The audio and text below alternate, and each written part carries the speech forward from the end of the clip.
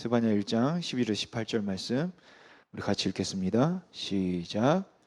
그때 내가 예루살렘에서 찌꺼기같이 가라앉아서 마음속에 이르기를 여호와께서는 복도 내리지 아니하시며 화도 내리지 아니하시리라 하는 자를 등불로 두루 찾아 벌하리니 그들의 재물이 노략되며 그들의 집이 황폐할 것이라. 그들이 집을 건축하나 거기에 살지 못하며 포도원을 갖구나 그 포도주를 마시지 못하리라. 여호와의 큰 날이 가깝도다. 가깝고도 빠르도다. 여호와의 날의 소리로다. 용사가 거기서 심히 슬피 우는도다. 그날의 분노의 날이요 환난과 고통의 날이요 황폐와 패망의 날이요 캄캄하고 어두운 날이요 구름과 흑암의 날이요 나팔을 불어 견고하고 견고한 성읍들을 치며 높은 망대를 치는 날이로다. 내가 사람들에게 고난을 내려 맹인같이 행하게 하리니 이는 그들이 나 여호와께 범죄하였음이라. 또 그들의 피는 쏟아져서 티끌같이 되며 그들의 살은 분토같이 될지라.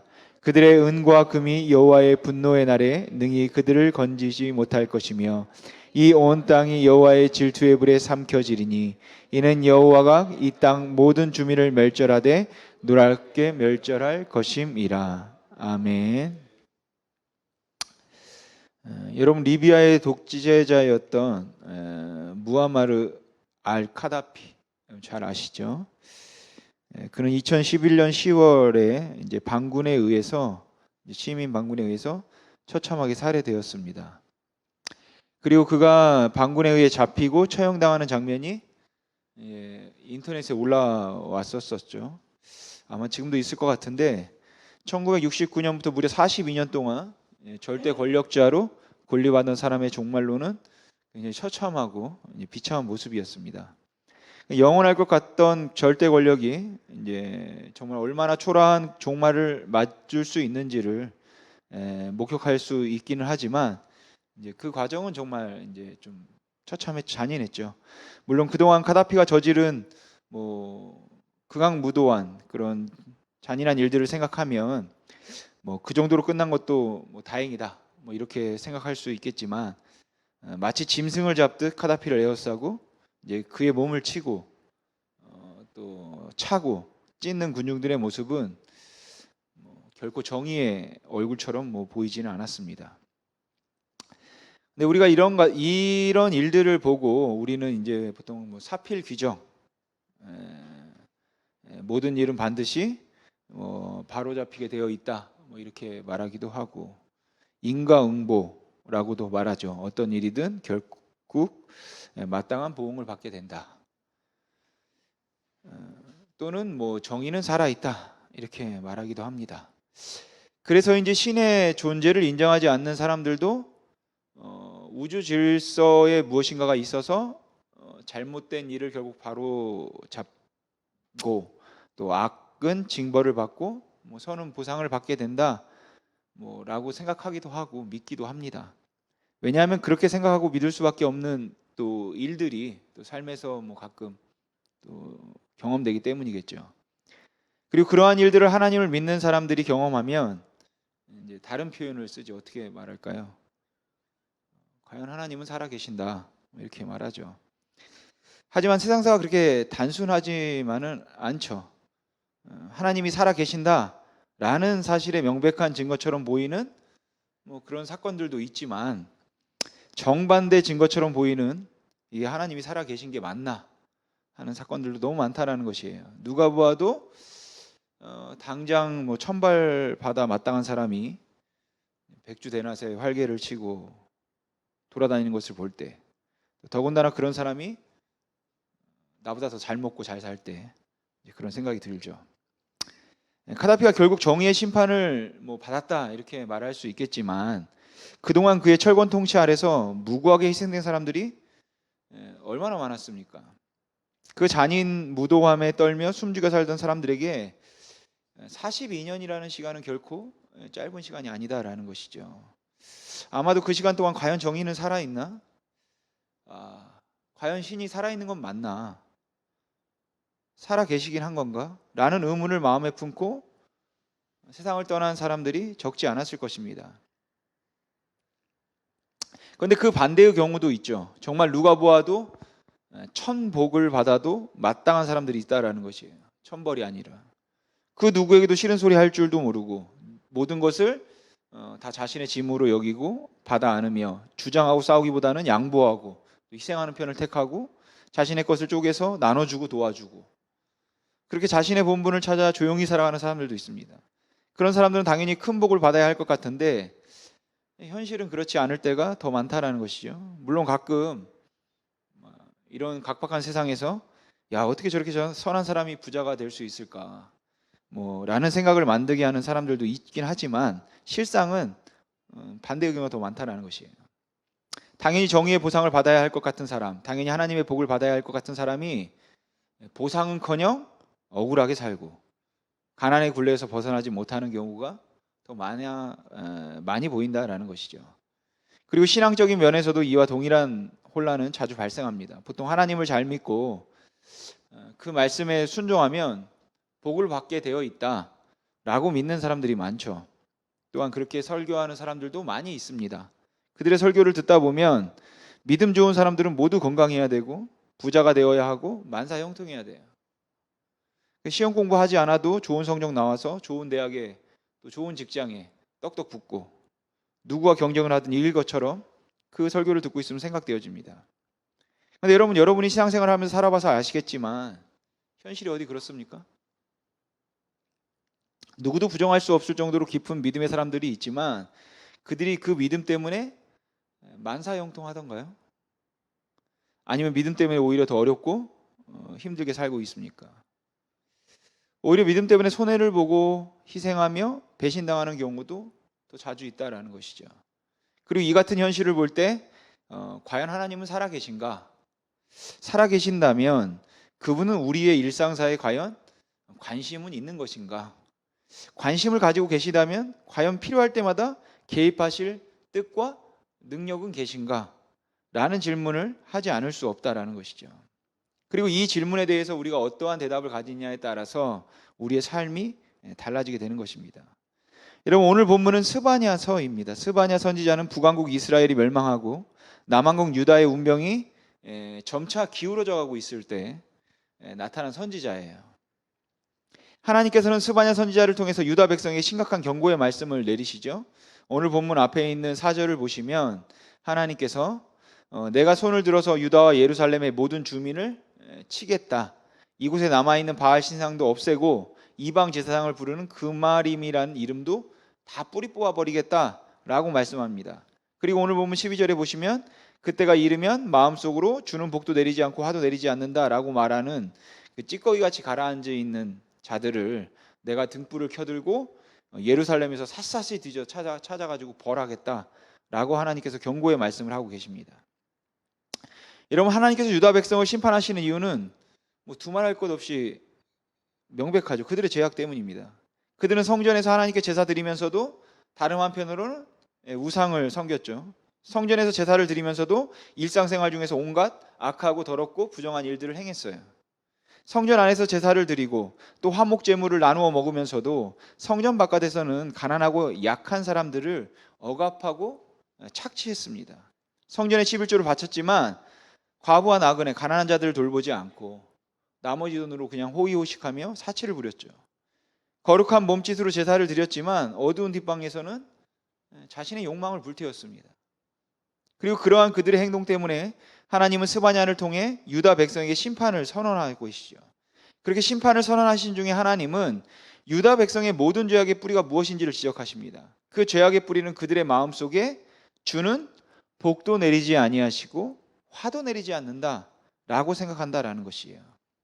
그런데 유다 백성들은 왜 이렇게 생각하게 되었을까요? 여러분 우리가 현실에서 목격하게 되는 두 가지의 증거가 있습니다.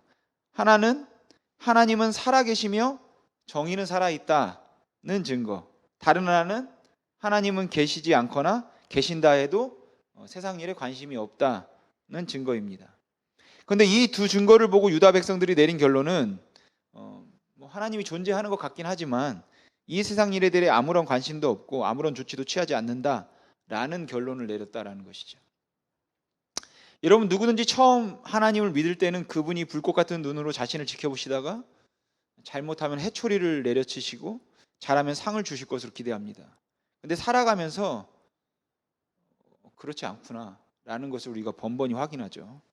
자신의 생각으로 꽤 큰 죄를 지어서 이거 번개 맞는 거 아니야? 라고 생각했는데 아무런 벌도 떨어지지 않는 것이죠. 반대로 자신의 생각으로는 꽤 큰 상을 받을 만한 일을 했는데 아무런 보상도 주어지지 않는 것이에요. 근데 이런 경험을 반복하다 보면 하나님은 복도 내리지 않고 화도 내리지 않는다라는 결론에 이르기 쉽다라는 것이죠. 그리고 이런 믿음을 가리켜 실제적 무신론이라고 부를 수 있겠죠. 여러분, 무신론은 하나님이 존재하지 않는다는 믿음입니다. 반면 실제적 무신론은 하나님이 존재한다고 믿기는 하지만 실제로는 존재하지 않는다고 믿는 것이나 다름없는 태도를 가리키는 것이에요. 즉 하나님의 존재를 믿기는 믿는데 하는 행동이나 삶을 보면 하나님이 전혀 없는 듯 막 산다라는 것이죠. 그러니까 이런 사람들은 하나님이 이 세상 일에 관심도 없고 개입도 하지 않는다, 그렇게 믿는 것입니다. 따라서 그 사람들에게는 하나님은 실제로 존재하지 않는 것이나 마찬가지인 것이죠. 그리고 스바냐 당시 유다 백성들이 하나님을 그렇게 믿었다라는 것이에요. 여러분, 실제적 무신론은 그냥 무신론자보다 더 위험하고 더 위선적입니다. 겉으로는 하나님을 믿고 섬기는 모양을 가지고 있지만 실제로는 그렇지 않다라는 것이죠.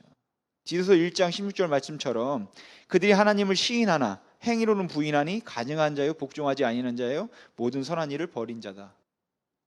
입으로는 하나님의 존재를 믿는다고 말하고 고백하지만 실제 삶에서는 하나님의 존재하지 않는 것처럼 산다라는 것이에요. 여러분, 그냥 무신론자들은 교회 밖에서 신을 부정하기 때문에 입술로도 부정하고 또 하나님 안 믿으니까 삶도 하나님 믿지 않게 살 수 있습니다. 그런데 실제적 무신론자들은 어디에 있습니까? 교회 안에 있어요. 그리고 그들의 삶이 신앙과 일치되지 않으니까 교회 밖에 있는 사람들에게 어떻게 보이겠습니까? 그 위선이 정말 역겹겠죠. 입으로는 하나님을 믿는다고 고백하고 교회에 나와서 열심히 기도하고 거룩하고 헌금하고 금식하고 구제하고, 그런데 속은 탐욕이 가득 차 있고 그리고 그 탐욕을 삶에서 그대로 드러내버린다라는 것이에요. 물론 여러분은 하나님을 믿는다고 우리가 완벽해지는 것은 아닙니다. 근데 우리가 앞뒤 사정 보면 대충 알지 않습니까? 그 사람의 앞뒤 사정을 보면 어떤 일이 벌어졌을 때 이게 작정을 하고 악한 일을 하는 건지 그냥 한 번의 실수인지 넘어짐인지. 오늘 본문 12절을 보면 실제적 무신론자들을 가리켜 찌꺼기같이 가라앉은 자들, 이렇게 부르고 있습니다. 여러분, 이 찌꺼기는 포도주에서 생겨나는 찌꺼기를 의미하는 것이에요. 근데 이 찌꺼기가 가라앉으면 어떻습니까? 포도주를 먹어봤어야 알죠. 바울의 말씀 건강을 위해서 좀 한 잔씩 드시 또 될란가 모르겠습니다. 아무튼 이 찌꺼기는 가라앉는 거예요. 포도주가 숙성되면은 숙성돼 좋은 포도주입니다. 찌꺼기가 가라앉으면. 이사야서 25장 6절을 보시면 하나님께서 연회를 베푸시는데 기름진 것과 오래 저장하였던 포도주, 그러니까 이게 좋은 것으로 잔치를 연다는 것이잖아요. 그러니까 여기 오래 저장하였던 포도주가 굉장히 좋은 포도주입니다. 그런데 이 오래 저장하였던이라는 단어와 오늘 찌꺼기, 이 단어가 같은 단어예요. 히브리어로 쉐메르라는 단어입니다. 그러니까 여러분, 포도주가 오래되면 부유물들이 가라앉게 되어 있죠. 소량이긴 하겠지만, 그리고 그게 더 긴 시간이 흐르면 그 가라앉은 찌꺼기가 단단히 응축된다라는 것이에요. 그래서 우리 성경에 가라앉다라고 번역된 히브리어의 원래 뜻은 응축되다, 굳히다, 이런 뜻입니다. 그러니까 부유물들이 완전히 가라앉아 단단히 굳어가지고 흔들림이 없는 것, 전혀. 그러니까 포도주를 따라서 나오지 않겠죠. 그런 상태가 이제 최상인 것이죠. 그래서 이 찌꺼기같이 가라앉은, 찌꺼기가 단단히 굳은 이것을 무엇에도 방해받지 않는 평안한 상태를 의미하기도 합니다.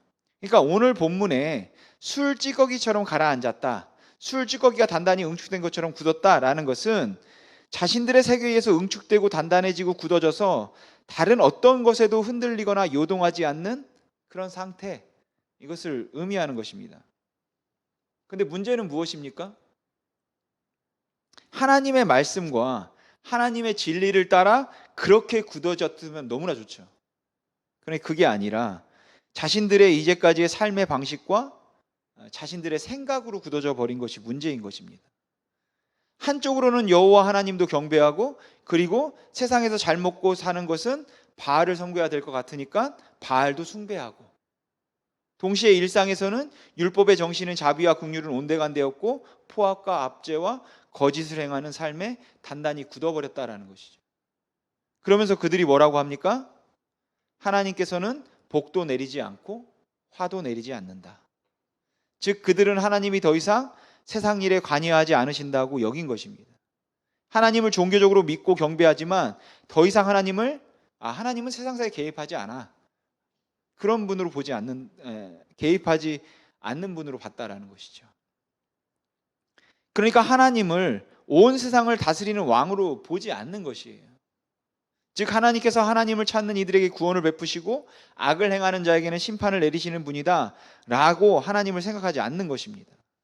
그러니까 가난한 자, 가부, 고아, 이런 약한 자들을 압제하고 그들에게 폭력을 행사하며 거짓된 삶을 살았던 것이죠. 어차피 하나님은 심판을 내리는 분이 아니니까. 여러분, 하나님을 믿되 하나님은 인간사에 관심도 없고 아무런 개입도 하지 않으신다고 믿는 사람들은 오래된 포도주에 가라앉아 단단히 굳은 술찌꺼기처럼 자신의 생각과 가치관과 아집에 단단히 굳어진 자들입니다. 그래서 그것이 죄인데 죄인지도 몰라요. 그 죄악에 눌러앉아 그냥 그게 좋은 것이 마냥 살아가는 사람들인 것입니다. 그리고 스바냐 시절에 유다 백성들이 그랬다라는 것이죠. 하나님을 믿되 그분을 사랑하지도 않았고 두려워하지도 않았고 그분의 통치하심을 인정하지도 않았다라는 것이에요. 그리고 그로 인해 그들의 삶이 죄악에 깊이 여러분 빠져 있었던 것입니다. 근데 만약 그들이, 또 우리가 하나님이 불꽃 같은 눈으로 내 삶을 지켜보고 계시고 막 CCTV처럼 막 하나하나 다 찍고 계시며 언제라도 필요하다면 손을 뻗어 징벌도 하시고 보상도 하신다고 믿는다면 죄악에 굳게 앉아있지는 않겠죠. 여러분은 어떻습니까? 여러분 하나님 믿으십니까? 그분이 존재한다는 것만 믿는 것이 아니라 그분이 불꽃 같은 눈으로 우리의 중심을 보시며 또한 우리가 이해하는 방식을 초월하여 우리 중에 또 우리 삶에 역사하고 계신다고 믿습니까? 그리고 그분은 나를 아시되 나보다 나를 더 잘 아시고 예수님의 말씀하신 것처럼 머리카락의 숱까지도 헤아리고 계심을 믿으십니까? 또한 마침내 그분 앞에서 나의 모든 삶에 대해 낱낱이 결산할 날이 있다는 것도 여러분 믿으십니까? 아니면 스바냐 시절의 유대 백성처럼 실제적 무신론자처럼 여러분 살고 있지는 않으신가요? 그래서 그들처럼 여러분도 혹시 하나님은 복도 내리지 않고 화도 내리지 않는다 라고 생각하며 그냥 하나님을 종이 호랑이처럼 여러분 취급하고 있지는 않으십니까? 여러분 요즘 교인들을 가리켜 종교 소비자 뭐 이렇게 부르기도 합니다. 쇼핑하듯이 교회를 다닌다라는 것이에요. 여러분 쇼핑하듯 교회에 다니는 것과 교회 쇼핑 뭐 같은 말인 것 같은데 조금 따져보면 다른 것입니다. 여러분 믿음이 중요한 만큼 또 어떤 교회를 선택해서 신앙생활을 하는 것도 매주 중요한 일입니다. 그러니까 여러 교회를 다녀보고 뭐 자신에게 가장 맞는 교회를 찾는 것은 나무랄 일이 아니에요. 교회마다 예수 그리스도를 머리로 하는 진리 위에 세워졌지만 뭐 방향성과 성향은 약간 다를 수 있거든요. 뭐 진리의 말씀이 선포되더라도 전하는 것이 사람이잖아요. 그렇기 때문에 그 사람의 언어, 뭐 전달 능력, 웅변에 따라 뭐 내용이 아니라 그러니까 자신에게 뭐 좀 맞고 잘 들리고 또 교회의 방향성도 또 뭐 선교 중심적이냐, 구제 중심적이냐, 뭐 어떤 방향성에 따라 또 그런 설교가 있을 수 있는 것이죠. 하지만 그렇게 교회를 정하지 못하고 교회를 정한 다음에도 여전히 쇼핑하듯 교회에 다니면 이제 종교 소비자가 되는 것입니다. 쇼핑할 때 이마트, 뭐 롯데마트에 가서 값싸고 좋은 물건 고르듯이 교회에서도 자신에게 유익한 것만 이제 취하려는 사람들이 종교 소비자인 것이에요. 이런 사람들은 더 좋은 상품을 찾기 위해서 늘 옮겨 다닙니다. 요즘 더 쉬워졌어요. 종교 소비자 하는 것이 인터넷의 발달로. 이마트에서 롯데마트로, 롯데마트에서 홈플러스로, 막 홈플러스에서 뭐 옥션으로, 옥션에서 뭐 11원가로 옮겨 다니는 것처럼, 야, 교회가 여기뿐이냐? 왜 내가 듣기 좋은 말을 안 하는 거야? 왜 복받는다고 편하다 말을 안 해? 아, 말씀이 위로가 안 된다. 말씀으로 왜 찔리는 부분을 건드리냐? 왜 제약된 부분을 건드리냐? 그러면서 계속 자신을 좀 위해주고 듣기 좋은 말, 왕처럼 대해줄 곳을 찾아 옮겨 다닌다라는 것이죠. 근데 여러분, 복음이 선포되면, 진리가 선포되면 아픈 것입니다. 복음이 우리에게 뚫고 들어오면 그로 인해 우리는 아프다라는 것이에요. 왜입니까? 히브리서 4장 12절 말씀처럼 하나님의 말씀은 살아있고 활력이 있어 좌우의 날선 어떤 검보다도 예리하고 혼과 영과 및 관절과 골수를 찔러 쪼개기까지 하며 또 마음의 생각과 뜻을 판단하기 때문에 그런 것이에요. 여러분, 이렇게 복음이 들어오면 아파요. 내 생각, 내 관점 모두 쪼개지니까 아파야 정상입니다. 찔려야 정상이에요. 그 후에 그 복음 안에서 진정한 평안이 여러분 찾아오는 것이에요. 그래서 에스겔이 이렇게 말씀하는 것이겠죠. 내가 그들에게 한 마음을 주고 그 속에 새 영을 주며 그 몸에서 돌 같은 마음을 제거하고 살처럼 부드러운 마음을 주겠다. 쪼개져서 제거되니까 아프고 그 후에 복음 안에서 부드러운 마음, 진정한 평안이 여러분 찾아오는 것입니다. 그러나 종교 소비자들은 싫은 거예요. 아프기 싫다라는 것이죠. 찔리기 싫다라는 것이죠. 아프려고 하면 다른 곳으로 이동합니다. 그들은 가짜 행복, 표면적인 평안을 찾아 그렇게 헤매다가 이제 인생이 끝나는 것이겠죠. 여러분, 종교 소비자로 신앙생활을 하는 것은 실제적 무신론자가 되는 것이에요. 왜냐하면 하나님을 섬기는 신앙이 아니라 자신의 이익을 찾은, 자신의 유익을 찾은, 자신의 귀에 좋은 그런 신앙이기 때문인 것이죠. 여러분, 우리가 하나님이 살아계시고 우리를 살피시고 우리 삶에 관여하신다고 믿는다면 우리가 교회에 와서 나에게 필요한 것만을, 나의 유익만을 취하려고 하진 않을 것입니다. 하나님이 살아계시고 우리를 살피시고 우리 삶에 관여하신다고 믿는 사람은 하나님의 나라와 주의 몸을 위해서 내가 드릴 것은 무엇인지, 내가 할 일은 무엇인지, 내가 희생할 일은 무엇인지 그런 것들을 찾겠죠. 여러분, 성도는 교회 안에서 어떻게 행동하느냐도 중요하지만 교회 바깥에서 또 가정과 직장과 사회에서 또 이웃의 관계 가운데에서 어떻게 행동하느냐도 굉장히 중요합니다. 그것도 하나님의 중요한 관심사예요. 교회에서 건건하게 하나님을 예배한 사람이 부정한 이득을 보려고 손님을 속인다면 그는 속으로 하나님은 복도 내리지 않고 화도 내리지 않는다라고 생각하는 사람인 것이죠. 하나님을 사랑하고 예배한다고 하면서 폭력을 가하고, 가정에서 폭력을 가하고, 아내에게 폭력을 가하고, 요새는 뭐 아내에게 폭력을, 아내가 남편에게 폭력을 가하니까 남편에게 폭력을 가하고 자녀에게 폭행을 가한다면 그 사람도 실제로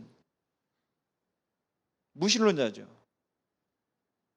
교회에선 거룩한 모습으로 있을지 모르지만 하나님을 사랑한다고 말하면서 가시돋친 말로써 이웃의 영혼을 질식시킨다면, 사랑하는 사람의 영혼을 질식시킨다면, 가난한 자, 약한 자들에게 포악하게 한다면 그런 사람도 역시 하나님을 여러분 종이 호랑이 취급하는 것입니다.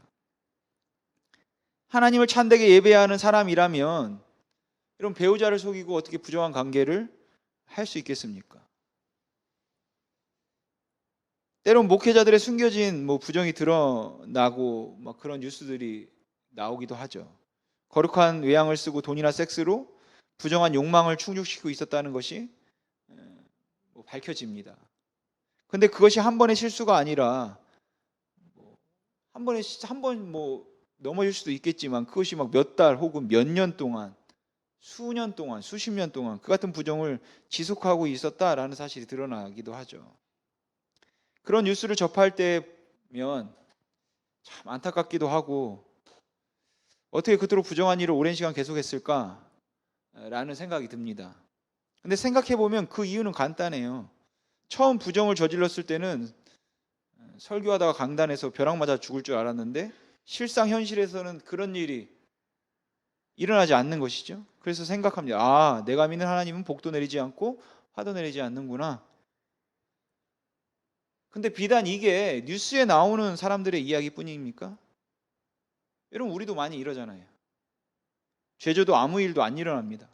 그러니까 또 하고 또 하고 반복하고, 그리고 거기에 굳어져 버리고.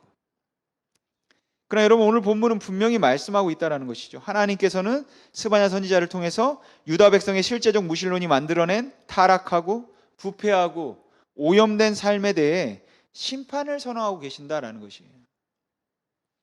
하나님을 종이 호랑이처럼 생각하고 죄악에 굳게 앉아 살던 그들에게 경고하는 것입니다. 죄악의 둥지를 틀고 살아가던 그들을 쓸어버리겠다라는 것이죠. 그런데 이 말씀을 들은 유다 백성들의 반응은 어떠했을까요? 물론 회개하고 죄악에서 돌아선 사람들도 있었겠죠. 하지만 더 많은 사람들은 그것을 빈말로 여겼습니다. 왜냐하면 그들은 회개하고 돌아서기에는 너무도 누리는 것이 많았고 너무도 지은 죄가 많았기 때문이에요. 그래서 회개하고 돌이키기에는 죄악에 너무 깊이 물들어 있었다라는 것이죠. 또한 그 달콤한 죄악의 맛을 떨칠 수가 없었어요. 그들에게 잠시 두려운 마음이 들었을지는 모르겠습니다. 그러나 그들은 돌아서지 않았고 스바냐가 예언했던 시대로부터 약 50년 후에 결국 바벨론에 의해 처참하게 멸망을 당하고 만다라는 것이죠. 여러분, 이 안타까운 역사를 생각하면서 오늘 우리는 어떻게 하면 실제로 무신론에 빠지지 않을 수 있을까? 우리 자신을 생각해야 합니다. 여러분, 우리는 언제든지 이 유다 백성들과 같아질 수 있다라는 것이죠. 아니, 지금 우리는 실제적 무신론자로 살고 있는지도 몰라요. 그래서 좋은 신자의 허울을 쓰고 실제로는 죄악을 일삼는 자로 살다가 영원한 심판을 마주할 운명에 여러분 처해 있는지도 모릅니다. 여러분, 술 찔꺼기처럼 굳어 있으면 여러분 안 되는 것이에요. 좋은 방향으로는 괜찮겠지만 내 생각과 내 가치관과 내 아집에 굳어 있으면 안 되겠죠. 그것들을 비워내고 새로운 마음으로 하나님 앞에 서시길 바랍니다. 오래전 아삽이라는 이름의 히브리 시인이 여러분 살았습니다. 그는 실제적 무신론에 빠질 뻔했던 경험을 시로 적은 적이 있어요. 그게 이제 시편 73편입니다. 여러분, 시편 73편 우리 1절과 2절 말씀 표준 세번역인데 여러분 같이 한번 읽어보겠습니다. 시작. 하나님은 마음이 정직한 사람과 마음이 정결한 사람에게 선을 베푸시는 분이건만 나는 그 확신을 잃고 넘어질 뻔했구나. 그 믿음을 버리고 미끄러질 뻔했구나. 아멘. 여기 보시면 확신을 잃고 넘어질 뻔했다, 믿음을 버리고 미끄러질 뻔했다라고 아삽은 고백하고 있습니다. 그리고 계속 73편을 보시면 아삽은 죄악을 일삼는 사람들이 하나님의 징벌을 받기는커녕 그 4절을 보면 그들은 죽을 때에도 고통이 없으며 몸은 멀쩡하고 죽었는데도 윤기가 반질반질 흐른다는 거예요.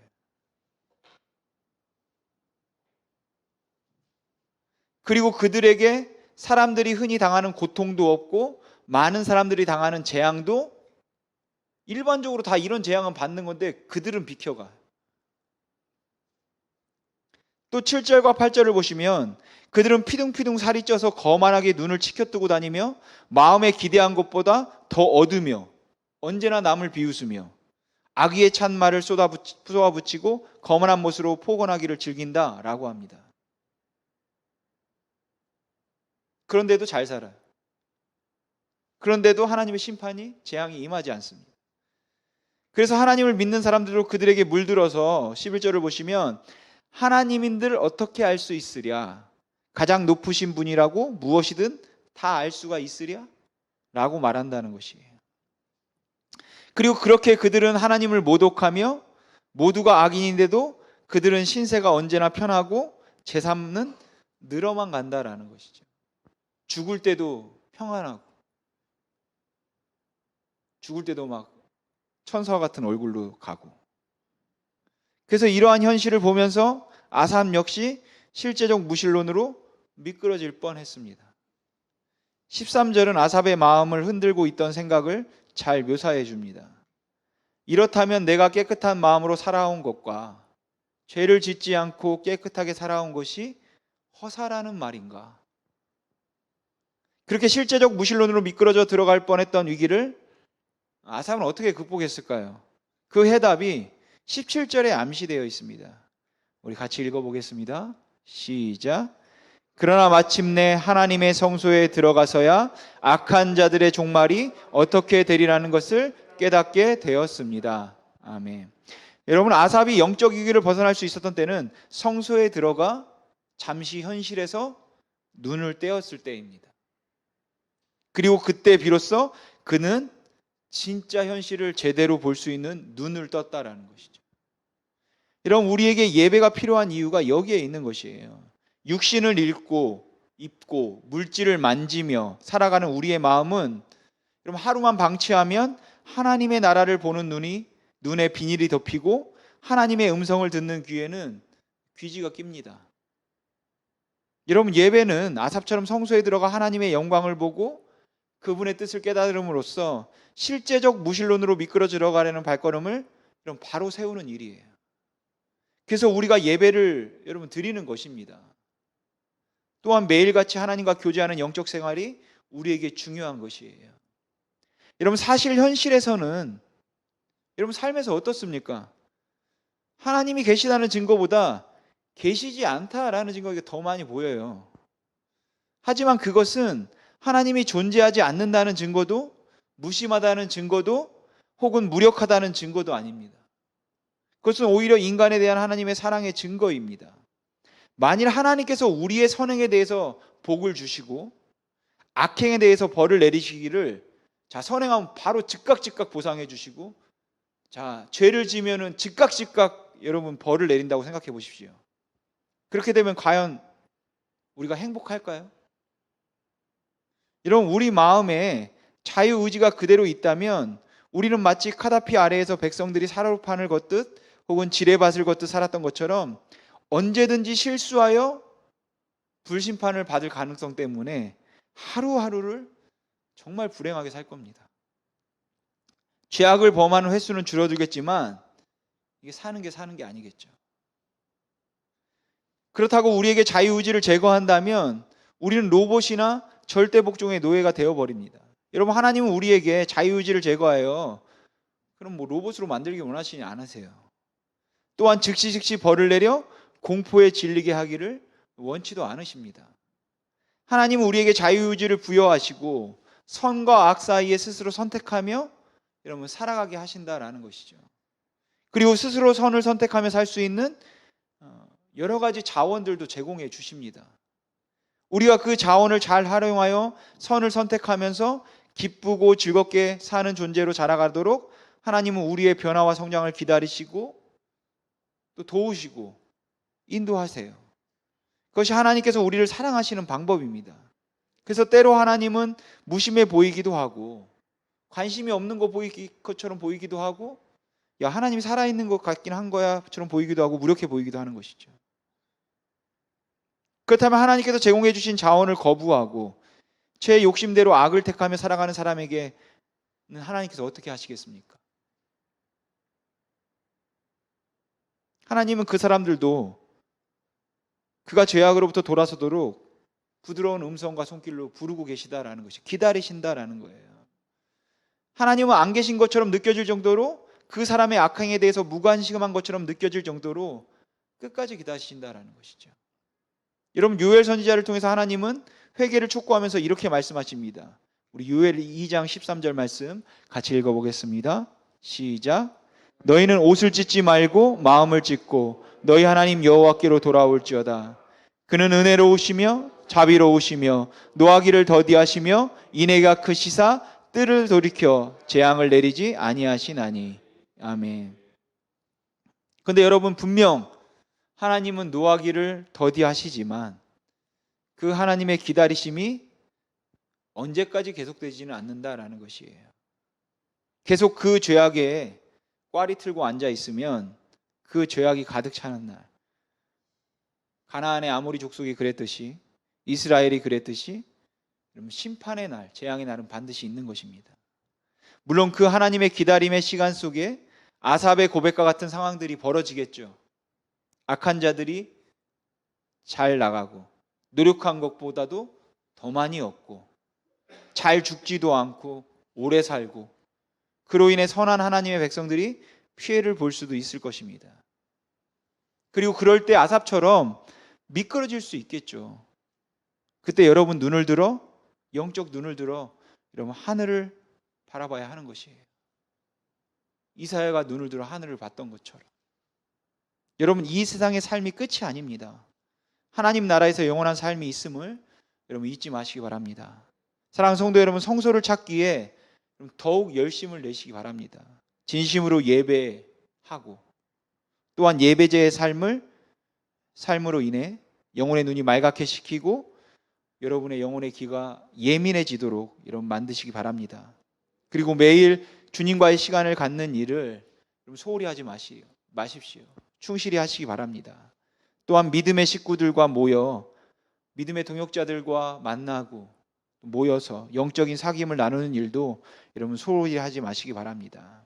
그렇게 꾸준히 성소를 찾으면 현실이 우리를 속이려 할지라도 넘어지지 않을 것이에요. 그래서 우리의 발이 실제적 무신론으로 미끄러 들어가려 할 때 하나님은 복도 내리지 않고 화도 내리지 않는다라는 실제적 무신론에 빠지려 할 때 성소에서 보고 들은 것이 그 예배를 통하여서 그 예배자의 삶을 통하여서 우리의 믿음의 사람들과의 교제를 통하여서 보고 들은 것들이 우리를 여러분 잡아줄 것입니다. 여러분 성소에 들어가 영혼의 눈을 뜨고 영혼의 귀가 열릴 때 비로소 우리는 진짜 현실을 제대로 볼 수 있는 눈이 떠지는 것입니다. 그리고 그럴 때 진정한 여러분 찬양이 우리 안에서 흘러나오는 것이에요. 진정한 하나님을 높이는 감사가 우리 안에서 흘러나온다라는 것이죠. 여러분 현실에 현혹되어 무신론자가 되거나 실제적 무신론자가 되면 잘 될 때는 교만해지고 잘 되지 않을 때는 불평불만으로 살게 됩니다. 그래서 잘 될 때는 교만하기 때문에 감사하지 못하고 잘못될 때는 불평불만 때문에 또 감사하지 못하죠. 여러분 진실로 감사할 수 있을 때는 성소에 들어가 영혼의 눈이 뜨일 때예요. 그렇게 되면 비록 남들 다 누리는 호사를 하나도 누리지 못한다 해도 하나님 한 분만으로 만족하고 그분 안에서 여러분 감사할 수 있는 것입니다. 왜냐하면 비록 지금 눈에 보이지 않을지 몰라도 하나님은 복을 내리기도 하시며 벌을 내리기도 하시는 분임을 확신하고 믿고 있고 알기 때문인 것이에요. 또한 살아계신 하나님을 사랑하는 사람에게 은혜와 자비로 갚으시는 하나님, 영원하신 하나님, 그 하나님을 믿기 때문에 비록 현실에 감사의 조건이 세상적인 눈으로 봐서는 하나도 없을지라도 좀 감사할 수 있는 것입니다. 시편 73편에서 아삽은 마지막 28절에서 이렇게 고백합니다. 하나님께 가까이함이 내게 복이다. 오늘 예배하는 저와 여러분 모두에게 이 같은 고백이 넘쳐나기를 소망합니다. 그래서 물질적인 어려움에 있는 분들, 환경적 어려움에 있는 분들이 있다면 이 고백으로서 그 어려움을 초월한 영적 힘을 얻기를 바랍니다. 더불어 그렇게 물리적 환경을 초월하고 나면 실제적 물리적인 환경을 바꿀 수 있는 길도 열릴 것이라 저는 믿습니다. 반면 물질적인 풍요로움을 누리고 있는 분들이 있다면 이 고백으로서 물질에 탐닉하지 않고 그 물질을 하나님 나라를 위해 선용할 영적 능력을 얻으시기 바랍니다. 그리고 사도 바울처럼 어떤 형편에서든지 자족하며 범사에 감사하는 그런 신앙의 자세로 나아가길 소원합니다. 이 신비로운 복이 실제적 무신론이 아니라 실제적 유신론, 즉 유일하신 하나님, 나의 삶에 실제로 역사하신 하나님을 믿고 사는 저와 여러분에게 넘쳐나기를 주님의 이름으로 소망합니다. 기도하겠습니다.